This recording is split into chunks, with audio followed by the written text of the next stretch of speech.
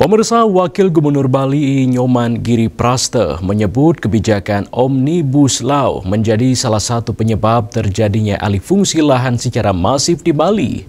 Hal itu ia sampaikan berdasarkan pengalaman saat menjabat sebagai Bupati Badung selama 10 tahun.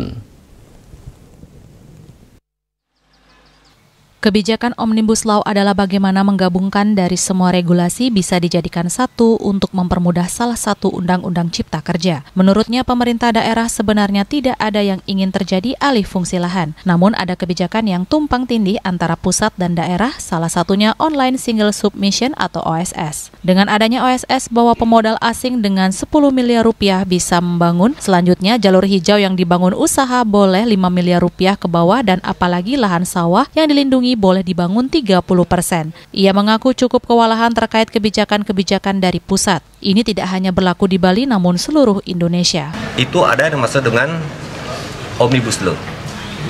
Omnibus Law ini adalah bagaimana menggabungkan dari semua regulasi bisa dijadikan satu untuk mempermudah salah satu undang-undang cipta kerja.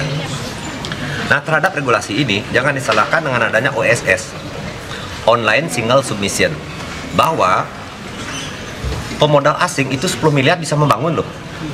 Itu satu. Yang kedua, jalur hijau yang dibangun usaha boleh 5 miliar ke bawah loh. Apalagi lahan sawah dilindungi boleh dibangun 30%. Dan lahan pertanian perkebunan lanjutan. Ini yang tumpang tindih pertanian dengan persoalan yang ada di bawah. Apalagi Perda itu bertentangan dengan kebijakan pusat. Dengan OSS, Online Single Submission ini dia bisa mencari NIB aja cukup. Nomor induk berusaha itu sudah boleh, itu dilakukan. Ini memang kewalahan bagi kita semua, bukan hanya Badung saja. Dan saya jamin seluruh Indonesia, apalagi di Bali. Oleh sebab itu, Gubernur Bali Wayan Koster meminta agar penanaman modal asing harus minimal 100 miliar rupiah. Hal itu sebagai upaya untuk menjaga tanah Bali dan investor yang berkualitas datang ke Bali.